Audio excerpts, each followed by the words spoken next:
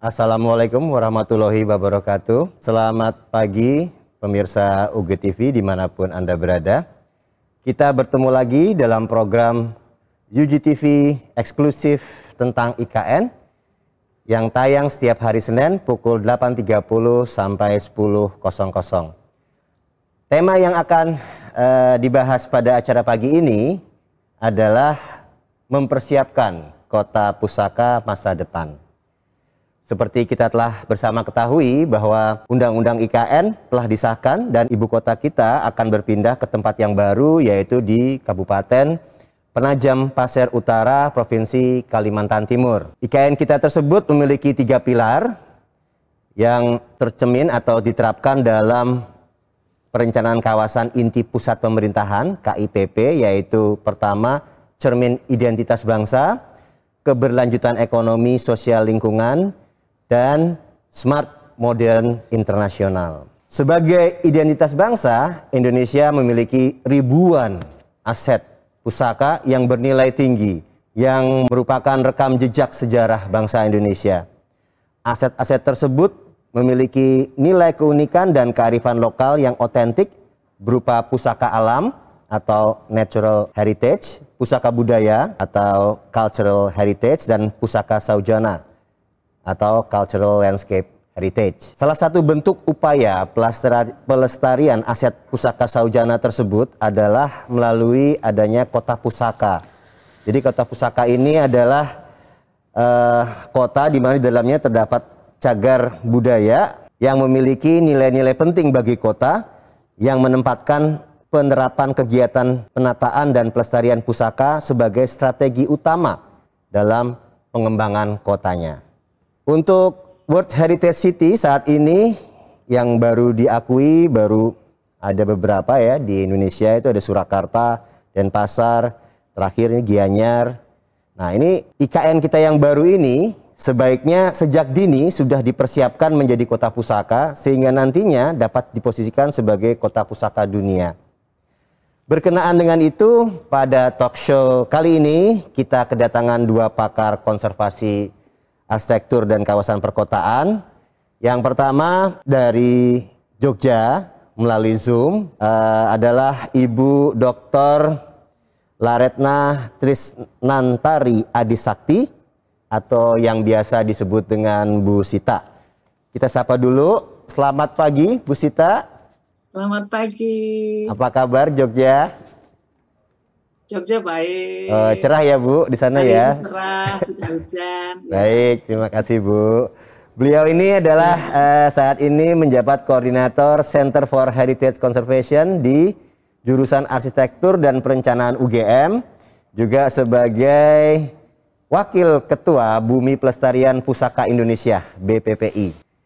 Kemudian narasumber yang kedua, mungkin ini bagi mahasiswa Gunadarma sudah tidak asing lagi.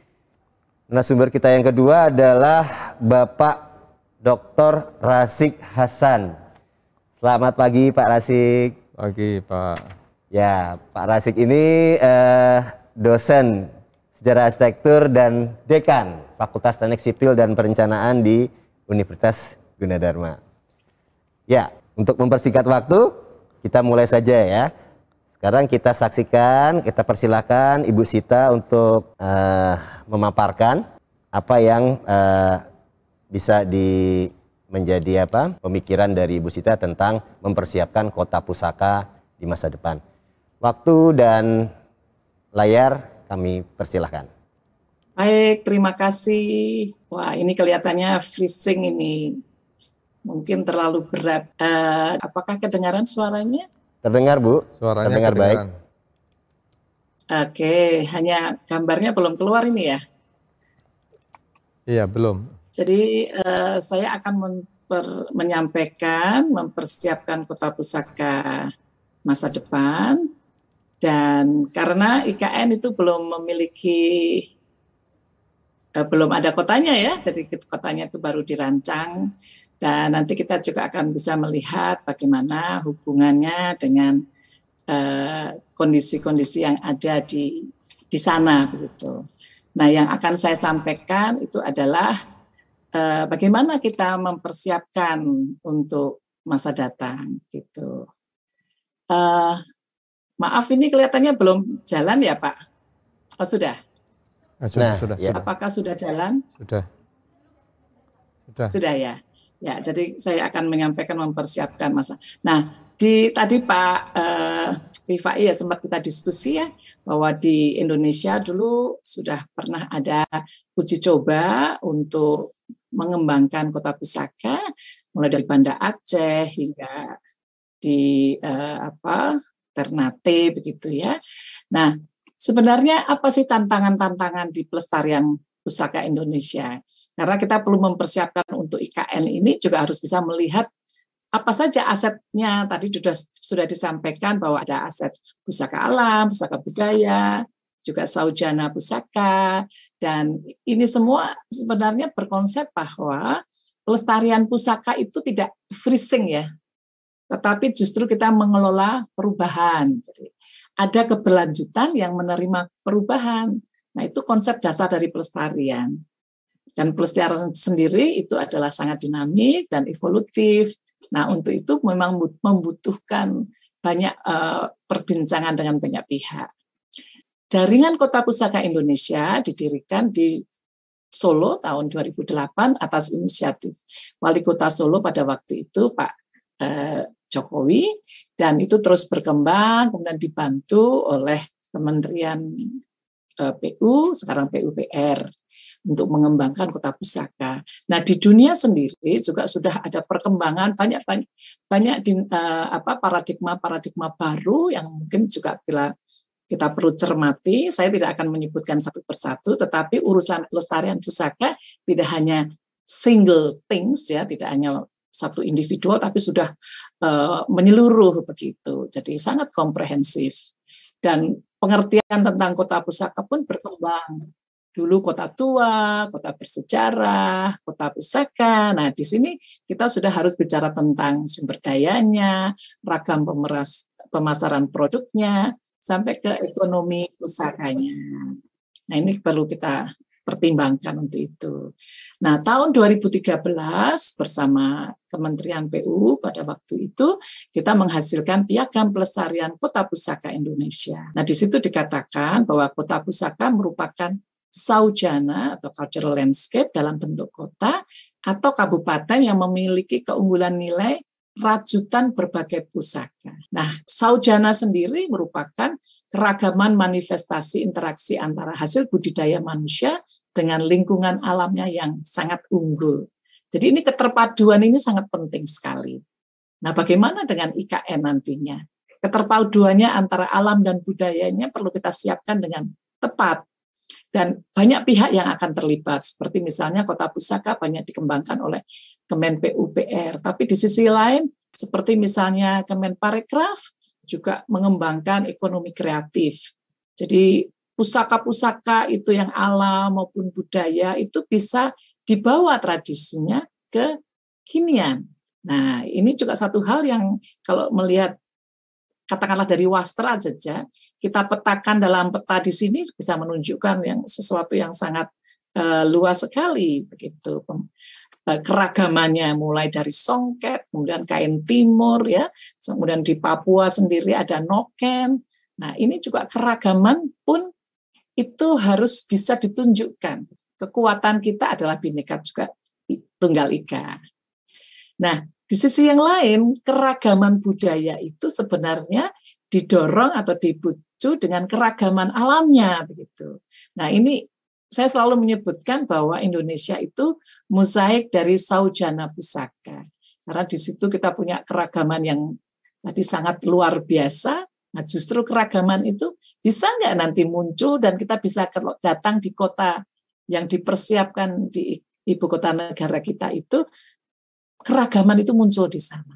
Bisa tidak itu? Nah, kemudian di dalam pelestarian kota pusaka itu sudah ada framework-nya ya. Jadi ada satu cara untuk membuat rencananya. Nah, rencananya itu sebenarnya ada 9 aspek yang harus dicermati. Pertama terkait dengan nanti keunggulannya apa yang akan diangkat. alam, budaya, dan saujana. Kemudian mulai dari pengelolaannya, kelembagaannya seperti apa, kita perlu inventarisasi, kita perlu menyiapkan informasi, edukasi, promosi, kita memikirkan ekonomi pusakanya, kemudian pengolahan risiko bencananya, dan kita tahu kalau di Kalimantan Timur itu juga rentan terhadap beberapa bencana. Kemudian bagaimana pengembangan kehidupan masyarakatnya, bagaimana penataan ruang dan sarana prasarana. Kemudian olah bentuknya seperti apa. Yang itu semua juga perlu melibatkan pentahelix dari pemerintah, swasta, partisipasi masyarakat, akademisi, dan media massa. Dan itu semua bukan untuk pariwisata, tetapi untuk kualitas hidup masyarakatnya, pendapatnya meningkat, keuntungannya aman, ramah lingkungan, dan ada instrumen lain yang bisa kita gunakan juga untuk mempersiapkan itu, adanya historic urban landscape yang itu dipersiapkan, sudah ada rekomendasi dari UNESCO, kemudian ada heritage impact assessment. Nah, itu pun harus disiapkan. Apa itu? Saya pikir tidak bisa disampaikan pada hari ini ya, tetapi itu penting sekali untuk kita pegang. Nah, kalau untuk IKN apa yang harus kita persiapkan jadinya? Seperti kalau kita mempersiapkan kita melihat Saujana Pusaka Borobudur itu sendiri. Nah, di sini penting sekali adalah keseimbangan. Keseimbangan kualitas sosial budaya dan sumber daya alamnya, serta keanekaragaman hayati. Nah, ini kita bisa lihat ini Borobudur di sini, di belakangnya kita lihat adalah Gunung Merapi dan Gunung Merbabu. Kemudian ada prinsip lain yang perlu ditingkatkan adalah keseimbangan untuk merevitalisasi kearifan lokalnya. Padahal di sisi yang lain perlu adanya kebutuhan untuk nasional dan global. Nah, kembali lagi prinsip IKN itu harus keseimbangan. Jadi sejak awal kita perlu mempersiapkan kota pusaka itu dengan penuh keseimbangan alam budaya dan lingkungannya. Nah, ini saya tuh membaca ada sebuah kajian pada waktu itu, ada seorang anak muda, seorang penari tari pasir balik ya. Dia Dahlia namanya. Dia menuliskan, semoga ibu kota bisa memulihkan dan memelihara hutan-hutan kami. Tarian pasir balik banyak diilhami dari hutan dan alam. Saya berharap bisa menari di istana dan menjelaskan arti tarian kami ini kepada banyak orang. Ini sebuah cita-cita yang menurut saya luar biasa ya, dari seorang penari, anak muda lagi. Dan kita tahu juga ada rencana untuk pengembangan kota hutan gitu ya di IKN itu. Nah, orang Pasir membagi kawasan dalam tata guna lahan, ada pemukiman, ada bekas pemukiman, ada lahan perkebunan, ada kawasan perladangan, dan juga bekas ladang serta hutan itu sendiri. Ini dari data dari Bappenas. Nah, sekarang bagaimana kita mempersiapkannya itu? Pasti ada yang namanya historic urban landscape, itu kita mempersiapkan adalah lapisan-lapisan itu ya kita lihat, kita siapkan, dan untuk lapisan-lapisan sampai lapisan yang nanti. Jadi sampai dulunya saujananya seperti apa, kondisi existing sekarang seperti apa, kemudian ke depannya menjadi sebuah ibu kota negara yang harus smart, green, beautiful, and sustainable. Kemudian ada universal consideration, ada tuntutan nasionalnya, tapi tetap harus revitalisasi lokalnya. Nah, ini menjadi satu hal yang bagaimana misalnya pendatang dan suku-suku yang ada juga bisa berkolaborasi. Nah, ini sebenarnya persiapan ini yang lapisan-lapisan ini yang harus ditunjukkan ya, digali, kemudian nanti ke atasnya sampai yang ke depannya mau jadi seperti apa. Nah, di sisi yang lain kita pasti juga ingin menunjukkan kekuatan Indonesia. Nah, ini slide saya yang terakhir ini, tadi yang terkait dengan Indonesia Mosaik Saujana Pusaka atau Bhinneka Tunggal Ika itu bisa juga kita tunjukkan di sana dengan banyaknya misalnya museum-museum atau pusat-pusat kebudayaan di kota pusaka IKN nantinya begitu. Jadi kita kan sedang mempersiapkan. Nah, kita bisa melihat referensi contohnya seperti ibu kota negara Amerika itu di Washington DC, kita bisa lihat begitu banyak museum dan juga art gallery di kota itu yang bisa mempelajari itulah Amerika. Nah, kita juga berharap sekali bahwa nanti ke depan pusaka-pusaka yang ada di seluruh Indonesia itu terwakili juga di dalam museum-museum ini. Sehingga orang datang ke IKN, ke Nusantara, kita bisa melihat secara keseluruhan bagaimana kebinekaan yang ada di Indonesia. Dan itulah kekuatan kita, dan itu adalah keunggulannya.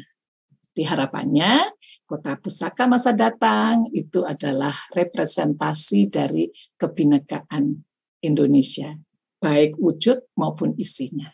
Terima kasih. Ya, dikembalikan.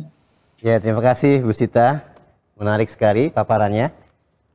Jadi memang ini tantangan masa depan, tapi sebenarnya merupakan cita-cita awal bangsa sebenarnya. Jadi mempersatukan beberapa bagian dan elemen dari Indonesia menjadi satu kesatuan Bhinneka Tunggal Ika. Baik, untuk di sesi pertama ini mungkin saya ada sedikit pertanyaan untuk Bu Sita ya. Jadi begini Bu, jadi Kota Pusaka itu biasanya mengandung dua unsur, tangible dan intangible. Nah, dalam penyusunan rencana pengelolaan Kota Pusaka seringkali unsur-unsur yang bersifat yang intangible agak terabaikan. Jadi biasanya kan pembangunan itu identik dengan fisik, bagaimana semuanya serba ya mungkin infrastrukturnya, fasilitasnya, tapi kurang memperhatikan aspek-aspek intangible. Nah, menurut Ibu ini untuk IKN kita ini, bagaimana strategi yang tepat untuk melindungi dan mengelola secara seimbang antara aspek tangible dan intangible agar bisa terjamin kelestarian keduanya di IKN kita nanti. Monggo Bu, kira-kira gimana? Sebenarnya ya baik Pak. Jadi sebenarnya tidak hanya dua ya, tapi juga dengan alamnya. Yeah. Jadi kota sendiri kan dengan alamnya, seperti kota Yogyakarta ketika disusun kotanya, itu penataan pepohonannya pun ada konsepnya. Nah ini jadi satu kesatuan. Nah ini di sini memang paradigma baru sekarang ini, kita tidak bisa lagi berdiri sendiri-sendiri, justru harus bersama-sama. Tadi seperti saya sampaikan, UNESCO merekomendasi dengan adanya pendekatan yang disebut historic urban landscape. Nah itu berbagai lapisan baik dari geomorfologi, hidrologi, sampai ke fisiknya dan sampai ke intangible heritage, sampai ke peran serta masyarakat harus menjadi satu kesatuan dan dilakukan perencanaan yang partisipatif.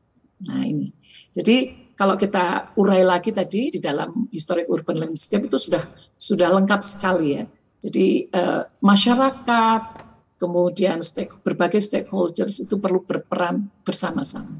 Kita sudah harus tinggalkan itu perencanaan-perencanaan yang hanya fokus pada fisik saja, itu justru nanti tidak menghasilkan sebuah kota pusaka yang sebenarnya. Ya, jadi memang harus komprehensif dan pendekatannya sudah ada. Sudah banyak contoh kota-kota yang menggunakan pendekatan historic urban landscape. Harapan saya juga untuk IKN nanti historic urban landscape benar-benar dilaksanakan. Baik. Itu Pak. Ya, terima kasih. Mungkin Pak Rasik ada tanggapan atau mau menambahkan, silakan. Ya, baik. Terima kasih Pak Agus. Saya kira yang disampaikan Bu Sita itu menarik sekali gitu ya. Salah satu kata kuncinya yang beliau sampaikan terkait dengan keseimbangan alam dan budaya.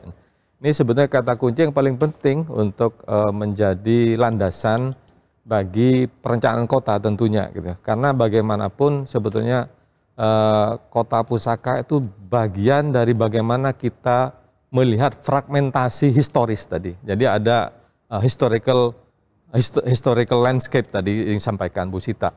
Artinya ketika kita kembali pada aspek heritage, misalnya salah satunya adalah Saujana.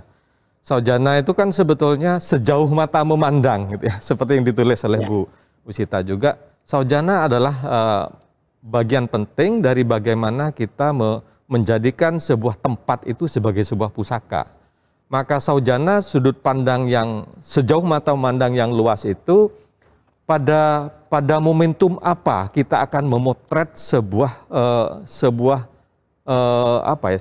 mata memandang, memotret tempat untuk menjadikan tempat itu sebagai bagian penting pembelajaran di dalam perkembangan atau keberlangsungan kehidupan, terutama keberlangsungan budaya dan peradaban masyarakat gitu. Dan karenanya momen-momen untuk melihat sejauh mata memandang itu menjadi penting, apa yang dipotret dan untuk apa. Nah itu mungkin tadi sudah banyak disampaikan oleh Bu Sita, bagaimana lapisan-lapisan atau landscape rupa bumi itu sejauh mata memandang itu dipotret dengan berbagai aspek. Tadi seperti misalnya ada alam yang di dalamnya ada air, ada tanah, ada hutan, ada semua itu menjadi bagian. Dan mungkin juga ada relasi sosial yang terjadi gitu. Bagaimana masyarakat menggauli alam itu gitu. Istilah menggauli. Jadi kalau bahasanya ahli geografi misalnya itu nanti berpadu dengan bagaimana psikologi masyarakat itu dipandang dari sosial, dari perilaku dan sebagainya, bagaimana mereka itu berkolaborasi dengan alam untuk menjadikan menjadi tempat hidup yang nyaman sesuai dengan perkembangan peradaban. Seperti yang tadi Pak Agus sampaikan, ada unsur intangible dan ada tangible. Itu sebetulnya kan paduan antara fisik dan bagaimana manusia melihat tempat itu kan. Ada relasi antara fisik lingkungan, baik lingkungan alami dan lingkungan buatan, dan interaksi terjadi. Bagaimana manusia melihat, bagaimana manusia mendengar, bagaimana manusia itu merasakan bauan, bagaimana meraba, itu semua menjadi bagian penting. Alam itu ditransformasi menjadi sebuah tempat yang layak untuk dihuni. Karena kata kunci yang disampaikan Bu Sita menarik sekali, keseimbangan kata kuncinya. Gitu. Bagaimana manusia melihat alam sebagai tempat hidup dan itu menjadi pusaka kemudian untuk menjadi pembelajaran ke depan. Nah karena tadi disampaikan bahwa IKN tentu harus memperhatikan itu. Bagaimana masyarakat kondisi existing sekarang melihat alamnya dengan kelahiran budayanya, ada tarian, ada misalnya dalam bentuk pakaian, dalam bentuk rumah tinggal, dalam bentuk adat istiadat gitu. Itu semua dipotret yang sekarang kondisinya masih homogen mungkin gitu. Jadi Kalimantan Timur sebagai ibu kota itu dipandang sebagai sebuah tempat Kalimantan Timur. Tapi nanti menurut yang disampaikan Pak Jokowi bahwa dengan nama saja ini ibu kota Nusantara gitu. Artinya nanti ada perubahan yang sangat signifikan bagaimana homogenitas dari sebuah tempat itu berkembang menjadi suatu tempat yang bersifat heterogen. Jadi nanti ada masuk unsur-unsur Nusantara dari Sabang sampai Merauke masuk ke tempat itu. Karena ibu kota Nusantara nanti menjadi etalase penting di dalam bagaimana kita menunjukkan identitas sebagai bangsa. Kata kuncinya tadi Bu Sita menyampaikan Bhinneka Tunggal Ika. Nanti ada di IKN di Kalimantan Timur gitu. Bagaimana kalau Kalimantan Timur dengan kondisi struktur budayanya yang homogen seperti sekarang diintervensi oleh budaya-budaya lain dari seluruh Nusantara. Nah itu bagaimana memotret itu gitu. Barangkali itu mungkin tambahan. Ya, baik. Jadi kita sudah dengarkan bersama tadi paparan Bu Sita dan mungkin tanggapan dari Pak Rasik tentang bagaimana sekilas kita bisa memahami kondisi awal dan kira-kira ke depan visinya akan seperti apa Kota Pusaka. Ya. Tapi sayang kita harus break dulu karena nanti kita masih bertemu lagi di sesi yang kedua. Nanti ada paparan dari Pak Rasik di sesi yang kedua. Jadi para pemirsa UGTV jangan kemana-mana, tetaplah bersama kami.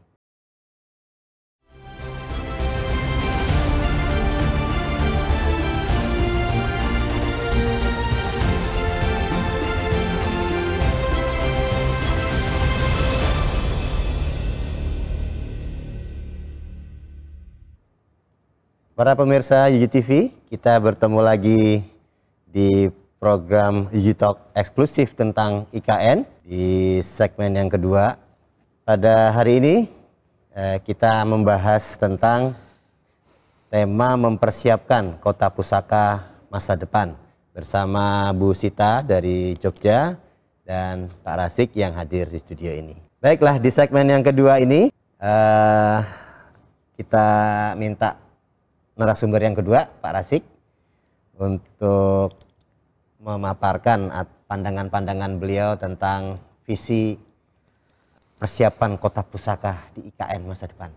Waktu dan layar kami persilahkan, Pak Rasik. Baik, terima kasih Pak Agus. Tadi sudah disampaikan beberapa hal terkait dengan bagaimana mempersiapkan IKN sebagai kawasan heritage gitu ya. Jadi mungkin yang ingin saya sampaikan di sini sebetulnya ini kembali. Jadi saya ingin membahas tentang bagaimana heritage ini dipandang dari sisi mungkin pemaknaan. Jadi sebetulnya ketika kita membaca heritage, artinya di sini adalah warisan gitu ya. Nah, heritage berarti di sini adalah sesuatu yang diturunkan kepada ahli warisnya. Nah, terkait dengan IKN ini sesuatu yang akan ingin diberikan kepada ahli warisnya, terutama generasi mendatang. Kemudian di sisi lain heritage dipandang, jadi yang pertama dipandang dari sisi pemberi warisan itu sendiri, yang kedua dari sisi penerimanya. Jadi bagaimana sebuah ruang, sebuah tempat itu ditelisik oleh penerimanya. Seperti yang tadi pada sesi pertama itu disampaikan bahwa heritage salah satunya adalah saujana. Saujana kan sebetulnya adalah sejauh mata kita memandang dunia kita atau tempat kita. Gitu. Nah, ketika kita memandang tempat kita, maka yang terjadi adalah bagaimana mata kita memotret tempat itu dalam segmentasi. Gitu. Jadi kita bisa memilih. Karenanya ada yang mengatakan bahwa sejarah itu diciptakan gitu. Bahwa sejarah itu tidak given, dia di-create gitu ya. Termasuk heritage itu diciptakan oleh manusia sebagai penghuninya, terutama terkait dengan heritage tempat gitu. Nah, dari pengertian ini sebetulnya ada 3 hal yang bisa dibaca dari bagaimana heritage itu dipotret. Yang pertama adalah saujana. Saujana tadi adalah sejauh mata kita memandang. Artinya yang kita lihat adalah bagaimana relasi antara manusia dengan alamnya. Bagaimana manusia itu tadi istilah saya menggauli alamnya gitu ya. Kemudian yang kedua adalah yang dipotret adalah bagaimana cara manusia itu memandang alam untuk kehidupan, untuk tempat kehidupannya. Jadi di situ ada aktivitas budaya yang terjadi, ada relasi sosial, ada psikologi sosial gitu ya. Kemudian ada perilaku-perilaku yang terjadi atau interaksi yang terjadi, baik antara manusia dengan manusia, manusia dengan alamnya, dan manusia dengan adat istiadatnya atau dengan aturan-aturan tak tertulis atau hukum-hukum termasuk agama di dalamnya. Kemudian dari situ bagaimana saujana itu kemudian dipotret dari sisi artefak yang ditinggalkan, dari arsitekturnya, dari benda-benda buatan manusia yang menjadi elemen penting di dalam bagaimana kita memandang pusaka itu sendiri. Gitu. Jadi di sini yang saujana itu dipandang dari sejarah lanskap budayanya, kemudian aktivitas budaya itu dilihat dari bagaimana pola respon manusia terhadap kontur alam, bagaimana manusia ketika melihat sungai, manusia ketika melihat rawa-rawa, ketika melihat hutan, termasuk di Kalimantan. Tadi bagaimana melihat tarian juga sebagai bagian atau unsur yang akan menjadi menjadi bagian penting untuk manusia nanti memproduksi ruang gitu, memproduksi ruang sehingga muncul artefak-artefak. Nah, karenanya di sini sebetulnya kalau kita pandang saujana sejauh mata pemandang itu kita bisa potret dari segala sisi, maka itu sebetulnya momentum untuk melihat bagaimana sejauh mata kita memandang itu kita potret menjadi sebuah titik pandang gitu. Nah, itu memang harus dilahirkan melalui politik kekuasaan. Jadi dia harus ada diskursus, harus ada wacana yang kemudian terus diperdebatkan dan didukung oleh argumen-argumen. Seperti misalnya bagaimana IKN ini muncul gitu. Mulai dari Bung Karno, kemudian Pak Harto, SBY, itu sebenarnya momentum-momentum yang ingin diambil. Bung Karno menempatkan Palangkaraya, seperti kita dengan Pak Agus pernah ke sana dulu. Kemudian Pak SBY bagaimana ingin membangun Jakarta itu dengan pendekatan bahwa udah di situ saja, tapi diperbaiki dengan cara baru. Kemudian Pak Harto ingin memindahkan ke Jonggol, dan Pak Jokowi memandang momentum ini untuk memindahkan Jakarta ke Kalimantan Timur. Bahkan kemarin dari perwakilan dari Kalimantan Timur, dari Panajam mengatakan bahwa ini sebetulnya bukan pemindahan, kata gitu. Kan itu potret juga bagaimana memandang Saujana itu. Gitu. Jadi beliau mengatakan bahwa ini sekarang judulnya IKN bukan dipindahkan dari Jakarta ke Kalimantan, katanya, tapi kembalinya ibu kota ke Kalimantan, katanya. Karena Kutai itu adalah kerajaan pertama di Indonesia. Gitu. Nah itu artinya bahwa bagaimana momentum-momentum kesejarahan dari sebuah tempat itu dipandang dengan potret tertentu untuk menjadi kekuatan bagaimana kita akan membangun ke depan. Karenanya di sini sejarah bagaimana tempat itu direncanakan, didesain, dibangun, kemudian dihuni, disesuaikan, kemudian dirayakan sebagai sebuah kemenangan untuk memandang tempat sebagai sebuah momentum keberhasilan diskursus yang diperdebatkan tadi. Dan kemudian juga bisa saja dia dirusak dan dibuang. Gitu. Nah ini yang sebetulnya menjadi perdebatan terus-menerus berkait dengan bagaimana tempat itu akan dihuni. Gitu. Nah sebetulnya heritage di sini artinya bahwa kita menyusun atau memotret momentum-momentum itu menjadi landasan ke depan. Gitu. Jadi kalau saya coba bandingkan misalnya, kelompoknya Hegelian kan memandang bahwa masa lalu itu adalah kesalahan. Hari ini adalah sebagai kebenaran untuk mempersiapkan masa depan. Tapi menurut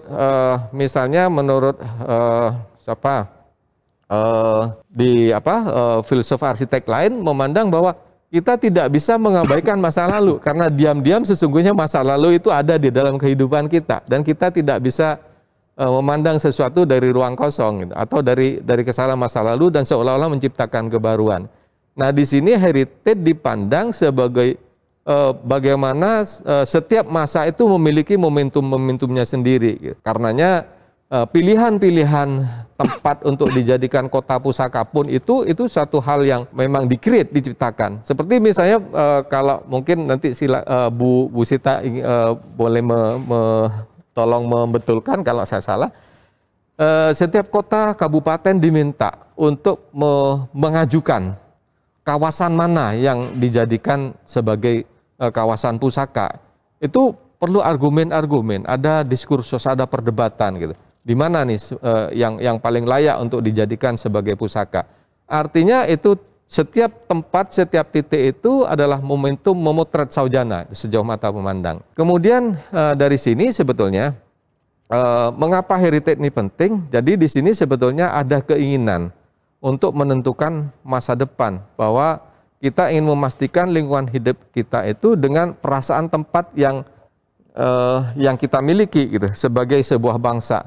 Karenanya tadi di awal Bu Sita sempat menyampaikan bahwa keunggulan kita bangsa Indonesia adalah terletak di keragamannya, keragaman kebudayaannya, keragaman pusakanya tadi yang tersebar di seluruh Indonesia. Dan tentunya ini juga keragaman ini tidak diartikan sebagai benda budaya saja, tapi di situ juga ada potensi-potensi alami. Karenanya penempatan ibu kota di tengah-tengah di Kalimantan Timur itu merupakan pemikiran yang panjang sebetulnya, yang didahului oleh bagaimana memotret Indonesia dalam konstelasi makro. Nah seperti ini misalnya. Jadi ini pertama kawasan landscape budaya itu dilihat, yang pertama adalah rasa tempat, sense of place-nya. Kita di Indonesia itu seperti apa konstelasinya. Kemudian dari situ kita bisa menyusun bagaimana politik ruang itu kita ciptakan. Nah, Pak Jokowi sebelumnya memotret ini, ada beberapa kawasan-kawasan strategis, kemudian ada banyak, ini ada 10 unsur itu untuk memotret bagaimana peta Indonesia itu dilihat lanskap dari berbagai aspek. Jadi misalnya bagaimana potensi kelautan, bagaimana potensi pertambangan, bagaimana potensi kehutan yang tersebar di Indonesia, dan kemudian kata kuncinya adalah konektivitas. Nah, Pak Jokowi berangkat dari konstelasi makro, sejauh mata memandang negara Indonesia dalam negara kesatuan itu yang terserak dalam berbagai pulau dan dalam berbagai budaya serta berbagai sumber daya alamnya, kemudian menempatkan ibu kota IKN di tengah-tengah untuk merangkul itu semua. Jadi saya kira itu strategi politik meruang yang digagas oleh pemerintahan saat ini dengan menempatkan ibu kota di tengah-tengah gitu. Jadi barangkali kalau terkait dengan bagaimana ke depan itu, ini sudah dipersiapkan keseluruhannya Pak. Jadi konstelasi ruang kawasan dalam skala nasional dibaca, dalam skala per pulau, dalam skala provinsi, dan dalam skala mikro nanti di tingkat IKN. Seperti tadi Pak Agus menyampaikan di awal, ada inti ibu kota, ada kawasan nanti sebagai pendukungnya di sekitarnya, dan ada kawasan-kawasan yang sudah ada Balikpapan, ada Banjarmasin, ada Samarinda, dan ada Kutai Kartanegara. Itu kan konstelasi ruang di tingkat lebih mikro kawasan di ibu kota. Saya kira itu Pak ya, dari saya. Baik, terima kasih Pak Rasik. Jadi mungkin memang sebuah keputusan yang diambil pemerintah itu multi aspek pertimbangannya, ya, tapi yang jelas akan berusaha untuk memajukan Indonesia secara keseluruhan. Ya. Karena seperti kita ketahui juga bahwa mesti ada ketimpangan dalam pembangunan Indonesia Barat dengan Indonesia Timur, ya, itu juga akan menjadi pertimbangan dalam pemilihan lokasi ibu kota kemarin. Terkait dengan itu, saya ada sedikit pertanyaan nih Pak Rasik. Jadi pengembangan kota pusaka saat ini memiliki 3 paradigma, yaitu identifikasi aset kota pusaka, pelembagaan sistem proteksi dan pengembangan pusaka, dan yang terakhir memberikan benefit bagi masyarakat lokal. Iya. Nah, menurut Bapak bagaimana konsep pengelolaan kota pusaka di IKN nanti agar masyarakat lokal mendapatkan manfaatnya secara optimal? Gitu Pak. Iya, makasih Pak Agus. Sebetulnya pertanyaan Pak Agus tadi sudah terjawab di awal oleh Bu Sita itu dengan kerangka yang sudah jelas ya. Jadi bagaimana konsep kota pusaka itu digagas, yang salah satunya adalah untuk membangun jaringan kota-kota pusaka baik dalam skala nasional dan dalam skala dunia. Sebetulnya ujung dari semua itu adalah bagaimana peradaban itu dibangun untuk menciptakan tempat yang tentunya dengan kualitas yang lebih baik. Tadi juga disampaikan oleh Bu Sita bahwa tujuan akhirnya adalah bagaimana peradaban manusia, bagaimana cara peradaban manusia membangun tempat untuk tujuan lingkungan yang lebih baik. Tentunya ini seluruh aspek itu, pusaka itu dipandang sebagai sebuah referensi nantinya. Titik tolak untuk bagaimana kualitas lingkungan hidup itu diciptakan ke depan atau menjadi bagian penting bagaimana manusia itu menciptakan tempatnya yang lebih baik ke depan. Dan salah satu unsur penting sebetulnya adalah tadi juga ada kedamaian yang ingin diciptakan, ada kenyamanan tadi yang seperti disampaikan Bu Sita. Salah satu juga adalah poin pentingnya bagaimana nanti akan menggerakkan faktor-faktor ekonomi ini, unsur-unsur ekonomi kawasan. Salah satu contoh misalnya ini Pak, kan sebetulnya selain kota pusaka sebagai sebuah ruang, sebagai sebuah tempat, sebetulnya tempat atau place gitu, ini kata yang tricky sebenarnya. Bagaimana tempat ini hanya dibaca sebagai sebuah ruang fisik tadi seperti yang disampaikan Pak Agus ya, seringkali seperti itu. Tapi sesungguhnya di balik itu ada unsur-unsur yang bisa dibaca dari berbagai aspek. Bagaimana manusia itu melihat ruang itu sebagai tempat hidup berkaitan dengan lingkungan alamnya, bagaimana hubungan sosialnya, dan juga bagaimana kemudian elemen-elemen produksi ruang itu diciptakan dengan artefak. Ujungnya adalah sesungguhnya adalah kualitas hidup, dan salah satu yang penting adalah ekonomi. Karenanya kemudian kota pusaka dibarengi dengan aktivitas-aktivitas bersifat event-event. Kayak misalnya salah satu contoh Pak, saya lahir di Sumeneb gitu ya. Sumeneb dulu itu nggak ada ceritanya kirab budaya. Nah, sejak bupati yang keberapa, yang kedua yang sebelumnya ini, dia menciptakan kirab budaya. Dia mengundang seluruh raja-raja di Nusantara, ada festival di Sumeneb, dan salah satunya itu memperingati hari kelahiran Sumeneb. Jadi ada kirab dari masjid, itu membentuk poros ke keraton gitu. Dan kemudian ada kirab budaya, pakai kereta kuda, kemudian pakai seragam, ada tarian, ada tabuhan-tabuhan, dan itu mengundang turis-turis gitu, turis baik domestik dan mancanegara. Itu kan event penting yang sebetulnya ujungnya adalah bagaimana ini dipotret sebagai penggerak ekonomi gitu. Jadi saya kira itu. Nah, mengenai kelembagaan dan sebagainya, mungkin nanti Bu Sita yang bisa menambahkan yang Bu Sita termasuk sebagai penggagas mungkin ya Bu ya. Ya, makasih Pak Rasik. Mungkin Bu Sita bisa menambahkan atau memberi tanggapan. Silahkan Bu Sita. Terima kasih Pak Agus. Ya, tadi Pak Rafiq juga menyampaikan terkait dengan place ya. Itu memang sangat-sangat penting karena setiap tempat itu kan seharusnya punya satu ekspresi yang setiap tempat juga berbeda dengan tempat-tempat yang lain. Termasuk juga nanti ibu kota kita ini, jadi kota ya yang akan kita siapkan ini menjadi satu tempat yang sangat khusus begitu. Nah, di dalam ada satu instrumen lagi yang biasanya juga sering digunakan yang terkait dengan place making. Jadi bagaimana membuat tempat. Nah, itu kira-kira bagaimana ya Pak ya?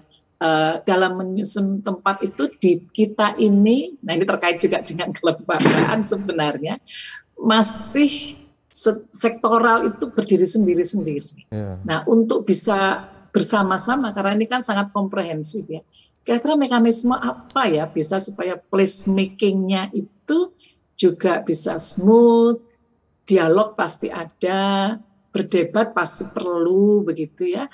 Tapi kita bisa mendapatkan satu hasil yang memang nanti komprehensif, mengajak banyak stakeholders yang terlibat di dalamnya. Tapi ini untuk Indonesia ini saya kok masih merasa itu satu tantangan yang sebenarnya sulit juga begitu. Kira-kira bagaimana Pak? Iya. Monggo. Iya, terima kasih Bu. Jadi memang kalau seperti yang saya sampaikan, sebetulnya sejarah tempat itu ya, artinya landscaping, historical landscaping tadi itu sebetulnya kan memang wajar diperebutkan gitu. Ketika kita menyatakan sebuah tempat itu sebagai pusaka pun itu adalah pilihan yang sulit gitu. Bagaimana kita, seperti yang pengalaman saya di 2015 ya kan ada 15 kota di Indonesia untuk diusulkan ke Kementerian PU menjadi kota pusaka sebagai bagian penting dari sejarah kota pusaka nasional dan masuk dalam sejarah dalam jaringan kota-kota pusaka dunia. Menentukan kawasan mana yang menjadi kawasan pusaka itu sulitnya minta ampun ya. Di situ ada perdebatan di tingkat lokal gitu. Di mana ini sebetulnya dari masing-masing kota kabupaten itu. Nah, tentunya ini sangat penting. Pertama adalah kepemimpinan. Salah satu contoh yang saya alami di Sumeneb. Bagaimana bupati itu kemudian meng-create sebuah festival budaya, menjadikan kelahiran kota Sumeneb itu sebagai sebuah event yang terorganisir dan melibatkan semua pihak gitu, secara bersama-sama, unsur masyarakat. Tadi Bu kita sempat menyatakan tentang pentaholik, bagaimana seluruh unsur itu bisa berkontribusi dengan catatan bahwa kontribusi yang diberikan itu akan berdampak balik menjadi nilai baik bagi seluruh stakeholdernya. Gitu. Nah, akhirnya dengan adanya itu diciptakan dengan satu event kegiatan kirab budaya di Sumeneb yang sebelumnya belum pernah ada. Antusiasme masyarakat, ada kebanggaan sebagai warga daerahnya muncul. Kemudian beliau mengundang seluruh raja-raja di Nusantara untuk ada satu kegiatan festival budaya gitu yang menampilkan masing-masing keragaman budaya dari masing-masing kerajaan yang tersebar di seluruh Nusantara gitu. Jadi itu momentum yang diraih yang mungkin memang diawali dengan perdebatan karena tentu di situ ada unsur-unsur ekonomi yang harus menjadi bagian penting untuk membangun kegiatan itu. Seperti kita sekarang misalnya IKN itu kan banyak diperdebatkan nilainya ratusan triliun gitu. Itu kan perdebatan yang pasti itu ada seperti itu gitu, pasti ada gitu. Jadi karenanya tadi saya sampaikan bahwa momentum itu harus diraih dengan politik kekuasaan. Itu barangkali mungkin yang bisa saya sampaikan. Ya. Terima kasih Pak. Tapi saya sepakat Pak, leadership itu penting banget itu. Betul Bu. Betul. Pak. Ya, leadership ya. Baik, jadi mungkin tadi Bu Sita mengangkat tentang placemaking. Ini memang agak sulit ya antara pendekatan top down-nya pemerintah dengan bottom up-nya masyarakat, mempertemukannya menjadi mekanisme demokrasi yang baik untuk pembangunan gitu ya. Mungkin ya selama ini kita masih belum ketemu format yang apa ya, pas gitu ya, atau masing-masing daerah memerlukan suatu... Sebetulnya usahanya Bu Sita sudah, Pak. Ke arah sana sebetulnya ya. Artinya kan sudah bagaimana elemen-elemen untuk menjadikan kota pusaka itu sebagai bagian penting di dalam sejarah tempat ya di Nusantara ini sudah disusun dengan berbagai cara, dengan berbagai pendekatan dan masuk menjadi programnya kementerian khususnya di PUPR, di Cipta Karya dan di Bina Lingkungan gitu. Penataan lingkungan dan bangunan gitu. Itu kan format itu sudah di-create dan tinggal bagaimana ini disusun. Jadi memang tadi salah satu kuncinya bagaimana nanti leadership dari masing-masing itu bisa membangun kepercayaan, merangkul seluruh pihak. Ya termasuk IKN ini kan Pak Jokowi dengan keberanian yang sangat besar ya menetapkan ini sebagai sebuah momentum untuk menempatkan Indonesia sebagai etalase dunia nanti melalui IKN. Ya terkait dengan pertanyaan awal tadi mungkin nanti kalau bisa menciptakan tadi ya, bisa membuat placemaking, kemudian nanti daerahnya berkembang, masyarakatnya terlibat, nanti lama-lama menjadi place branding. Nah setelah masuk ke situ kita baru bisa apa ya, mendunia lah semacam situ. Misalnya Bali gitu kan, itu udah place branding gitu kan. Bagaimana nanti mungkin IKN, nanti kita masyarakat dan pemerintah menciptakan placemaking, ya nanti baru dikemas menjadi place branding. Sehingga nanti ujung-ujungnya kembali ke benefit ke masyarakat. Jadi mendapatkan apa namanya, kualitas hidup yang lebih baik dan seterusnya. Gitu. Baik, mungkin diskusi kita di segmen yang kedua ini kita cukupkan dulu. Nanti kita lanjut ke segmen yang ketiga. Nanti akan lebih seru lagi. Kita akan berdiskusi mungkin mengenai bagaimana hal-hal yang lebih teknis mungkin ya, dari best practice atau dari ide-ide gagasan baru mengembangkan kota pusaka di IKN kita. Para pemirsa, jangan kemana-mana, tetaplah bersama kami.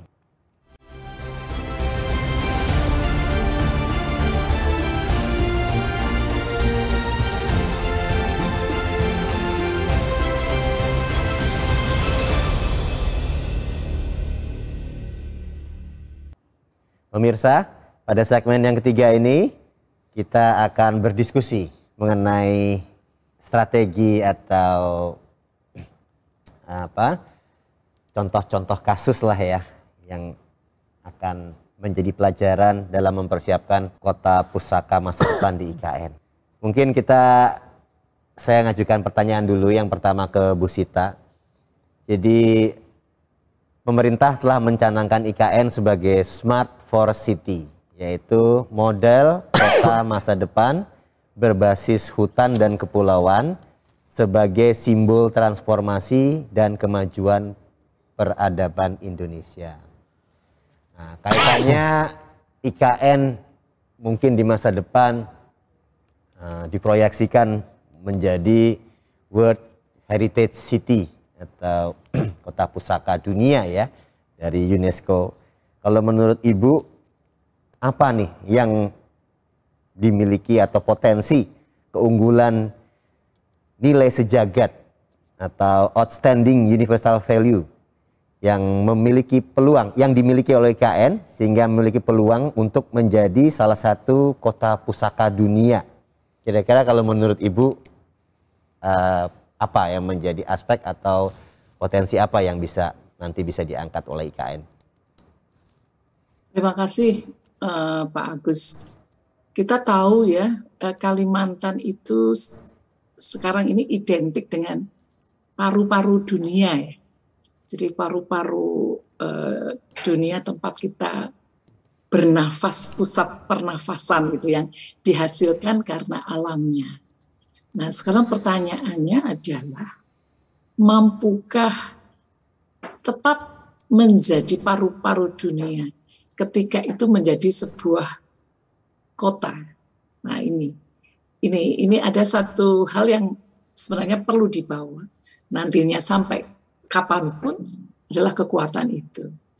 Dan pemerintah memang sudah mencanangkan bahwa itu nanti adalah kota hutan ya, di mana pasti akan ada unsur-unsur indikator yang menunjukkan bahwa kekuatan sebuah hutan itu adalah sebenarnya tidak hanya alamnya saja. Karena kita tahu peradaban yang beragam di seluruh Indonesia itu juga di hutan itu adalah juga pusat kebudayaan. Jadi sebenarnya sangat menarik sekali tadi anak muda penari Dahlia itu, dia juga membayangkan bagaimana tarian bukan hanya untuk di panggung, tetapi tarian itu juga memuja kepada alam. Jadi ada hubungannya dengan alam dan budaya. Nah, alam dan budaya itu sebenarnya peradaban kita sejak dulu. Namun setelah revolusi industri, alam dan budaya itu dipisahkan. Kita lihat saja, kita waktu sekolah di SMA itu ada pembagian IPA, IPS, bahkan ada yang sampai ke budaya itu sendiri. Padahal kalau kita lihat sekarang, itu tidak terpisahkan. Alam dan budaya itu merupakan sebuah kesatuan. Nah, ini yang harus bisa ditunjukkan dalam hasil karya kita membuat sebuah kota, di mana alam dan budaya dalam kekinian pun masih bisa mengandung kekuatan keseimbangan alam dan budaya. Ini satu yang mungkin bisa kita usulkan. Nah, pasti nanti juga ada hal yang bisa jadi ada hal baru yang juga masuk di dalamnya, yang itu tetap menghargai yang lama. Kita kan tidak berhenti pada yang lama, kita pun harus menghasilkan karya-karya luar biasa, karya-karya masa depan yang akan kita wariskan kepada bangsa di masa depan. Nah, jadi ada yang baru, tetapi ada keseimbangan yang sudah ada selama ini dan menjadi kekuatan bahwa pusat udara, oksigen, paru-paru dunia itu ada di Kalimantan. Itu Pak Agus, harapan saya. Mungkin, ya terima kasih Bu. Mungkin Pak Rasik bisa menambahkan? Iya, ya saya kira tepat sekali barusan yang disampaikan Bu Sita ya, terkait bagaimana, ya kembali kata kuncinya di keseimbangan tadi Pak. Jadi artinya bagaimana alam itu dipandang sebagai sebuah karunia yang ada dengan seluruh potensi dan kendalanya. Kemudian juga karenanya dari situ terjadilah respon ya dari manusia menghadapi alamnya. Tapi di balik itu sesungguhnya yang terjadi adalah sebetulnya kan peradaban itu tumbuh ketika manusia berhadapan dengan alam. Dan kemudian ketika alam dilihat itu, manusia membayangkan sesuatu yang tak terjangkau yang terjadi di luar alam itu sendiri. Gitu. Karenanya muncul semacam satu pemujaan pada satu wujud fisik dari alam, kemudian lahirlah sistem kepercayaan. Kemudian itu kalau agama-agama ardi ya, kalau agama samawi kan kemudian turun sebagai wahyu. Dan itu yang menuntun sebetulnya, menuntun bagaimana manusia itu memiliki nilai-nilai yang kemudian menjadi sebuah sikap hidup, baik secara sosial dan dengan alamnya sendiri, gitu kan? Itu satu paduan sebetulnya.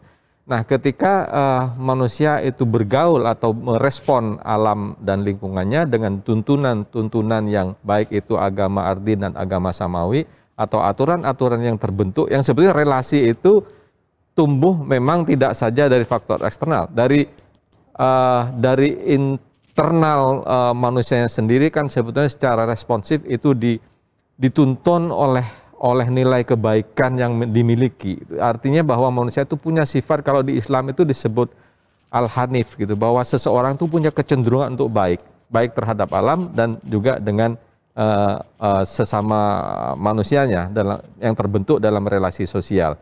Nah, itu sebetulnya yang kemudian menjadi sebuah wujud tempat kan gitu. Nah, tempat itu sebetulnya interaksi dari berbagai elemen itu. Ada unsur alam. Alam nanti dibaca apakah dari tumbuhannya sehingga membentuk hutan seperti itu, apakah dari konturnya, kemudian unsur-unsur tanah secara geologis, kemudian dari sisi hidrologinya keairan, dan klimatologisnya, yang semua itu dibaca, yang kemudian direspon dengan sebuah tempat yang menjadi tempat peradaban. Tempat peradaban itu juga tentunya dituntun oleh sesuatu tadi. Misalnya di awal manusia ada satu bayangan kekuatan yang gak terjangkau itu, yang kemudian ditercerminkan dalam sebuah ritus-ritus gitu.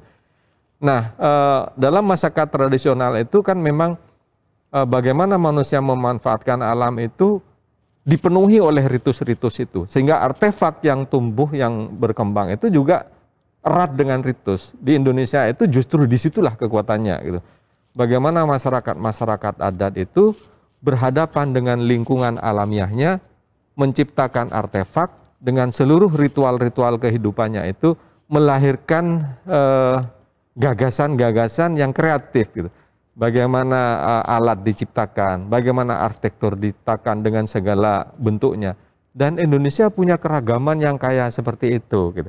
Nah, tentunya tadi saya menarik sekali apa yang disampaikan Bu Sita di awal, bahwa Indonesia itu adalah negara dengan negara bhinneka gitu ya. Negara bhinneka yang berbeda-beda dengan seluruh suku yang tersebar dan kebudayaannya, dan seluruh karya-karya artefaknya, yang itu akan menjadi poin penting untuk menjadi kekuatan sebagai sebuah bangsa.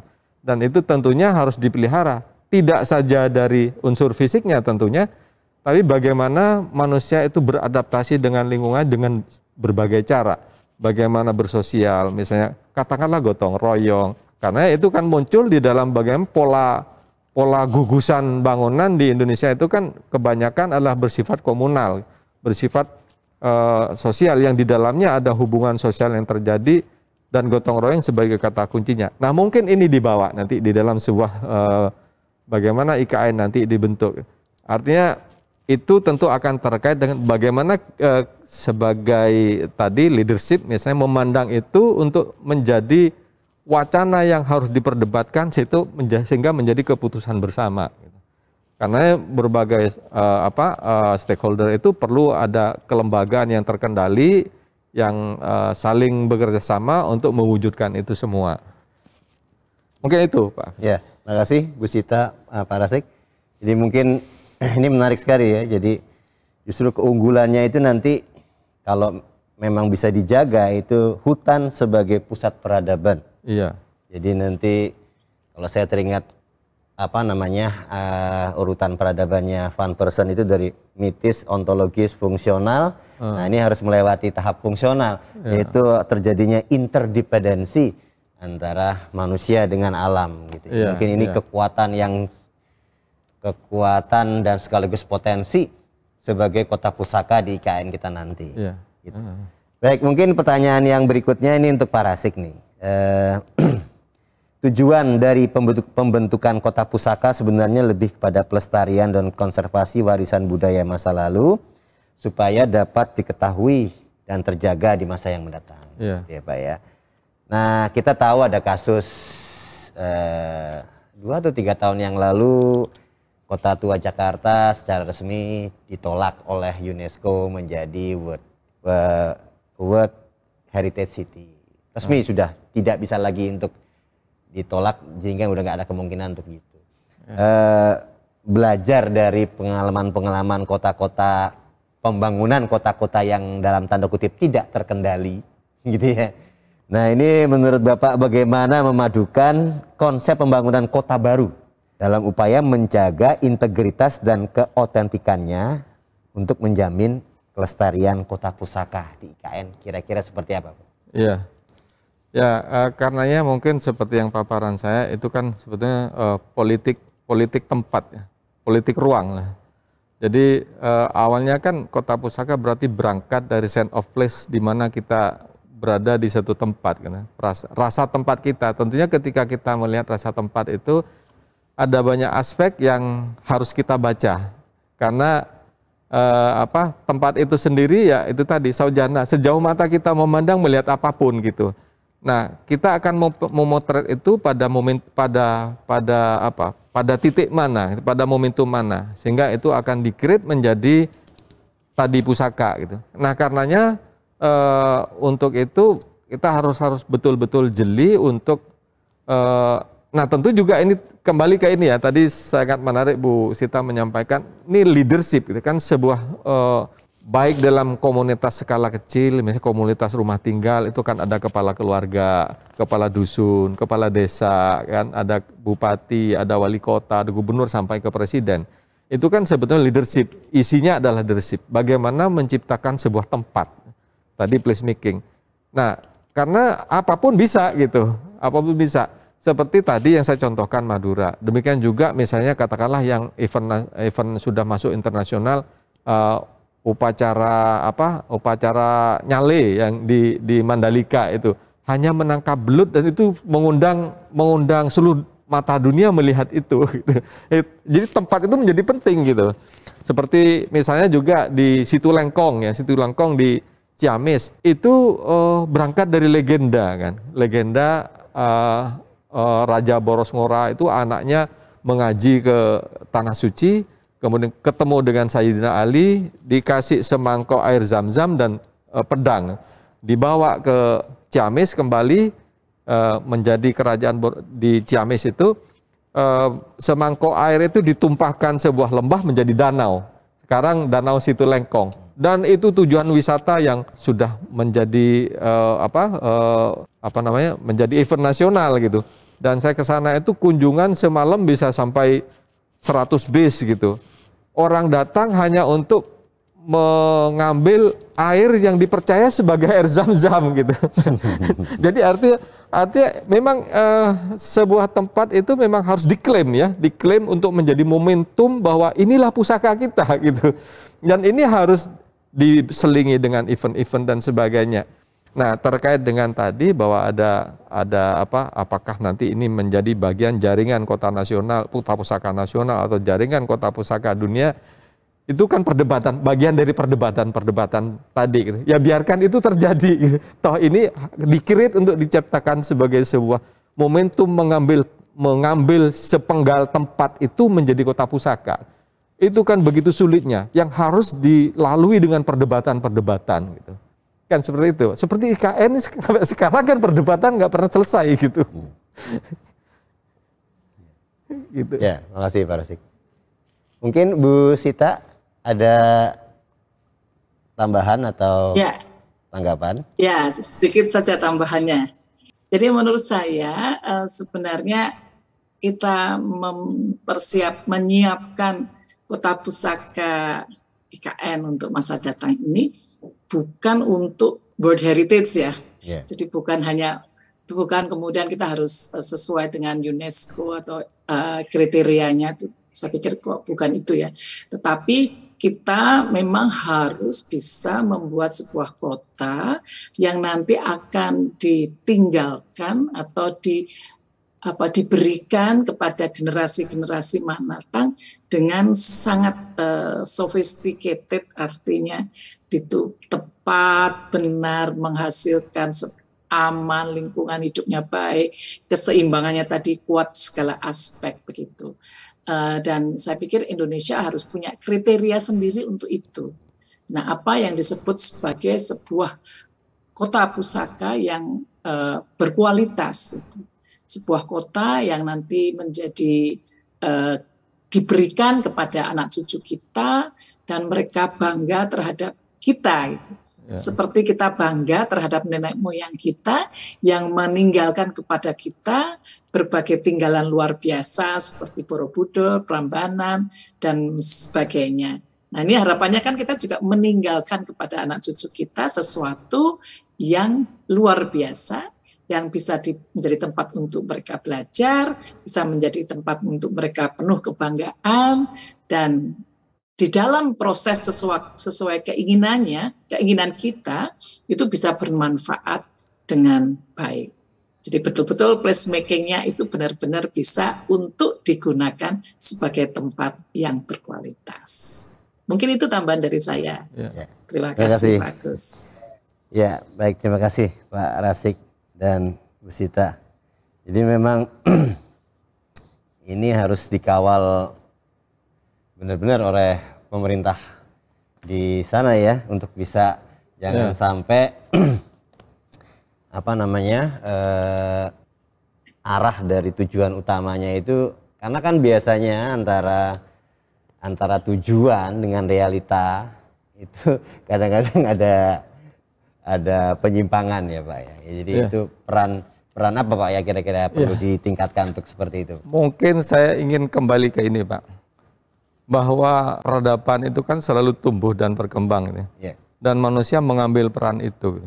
Sebetulnya yang lebih penting untuk dilihat adalah bagaimana kita sebagai manusia tentunya adalah mengambil peran itu sebagai sebuah amal, sebagai sebuah ladang amal kita dengan seluruh pikiran, dengan seluruh cara pandang gitu, untuk mewariskan tadi. Saya menarik sekali dengan tadi disampaikan Bu, untuk mewariskan sesuatu di masa datang. Dan IKN ditetapkan itu sebagai sebuah peran tentunya, peran pemerintah saat ini untuk membuat sebuah momentum ya, melahirkan sebuah momentum yang diawali dengan pemerintahan saat ini itu memotret seluruh potensi dan kendala yang ada di seluruh Nusantara itu. Negara yang berpulau-pulau, negara yang bersuku-suku, negara dengan berbagai potensi yang ada gitu. Negara dengan berbagai kebencanaan gitu. Semua dipotret dalam sebuah bentuk-bentuk bentuk-bentuk konstelasi kawasan gitu. Ada daerah sumber daya alamin, ada nikel, ada tambang ini semua dipotret. Ada perikanan dipotret. Karenanya kemudian dibentuklah pusat-pusat perikanan terpadu di seluruh Nusantara. Pusat-pusat pertambangan, pusat-pusat pemukiman budaya gitu. Dan sumber-sumber daya yang lain dan atau potensi-potensi. Dan terkait juga dengan titik-titik kebencanaan. Semua dipotret itu sebagai sebuah tadi saujana gitu. Seluruh sejauh mata kita memandang tentang Nusantara ini ada potensi dan kendala yang seperti ini, apa yang harus kita lakukan gitu. Nah, kemudian menempatkanlah IKN di Kalimantan. Kemudian dipotret lagi dalam skala kecilnya. Ada Kutai Kartanegara, ada Balikpapan, ada Banjarmasin, ada Samarinda gitu. Nah, ini semua bagaimana nanti akan berkontribusi terhadap tempat yang telah ditetapkan itu untuk menjadikan tadi kembali kualitas hidup yang lebih baik yang nanti akan diturunkan untuk diwariskan sebagai sebuah legacy gitu, sebagai sebuah heritage gitu.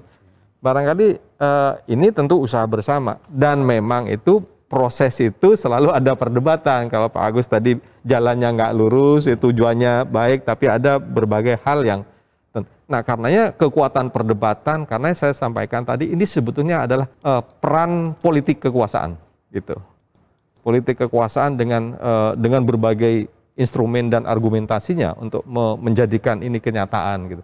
Yang dengan keyakinan yang sungguh-sungguh bahwa ini adalah pilihan yang tepat gitu. Mungkin itu gitu. Ya, terima kasih Pak Rasik. Baik, berikutnya nih pertanyaan mungkin untuk Bu Sita lagi ya. Jadi kalau kita berbicara tentang kota pusaka masa depan gitu ya, dan kita mempunyai perangkat sendiri untuk bisa diterapkan dan sebagainya itu tadi, kita teringat kepada sebuah undang-undang yang milik kita sendiri, yaitu Undang-Undang Nomor 11 tentang cagar budaya gitu ya, dimana secara untuk heritage itu biasanya dijadikan acuan untuk menjaga kawasan-kawasan heritage. Satu diantara pedomannya di sana adalah adanya zona-zona cagar budaya yang dimaksudkan agar tetap menjaga kelestarian dan pemanfaatannya, tidak bertentangan fungsinya sehingga merusak nilai-nilai pusaka yang terkandung di dalamnya. Yang tujuannya seperti itu. Nah, terkait dengan IKN itu, jadi mungkin kita mengkaitkan misalnya Undang-Undang Cagar Budaya dengan IKN itu, kira-kira nanti penerapannya itu di bagian-bagian mana yang bisa dipakai di IKN tersebut? Apakah di zonasi tata ruangnya atau di mana gitu ya? Mungkin Bu Sita bisa memberikan pencerahan kepada kita semua nih. Silakan Bu Cita.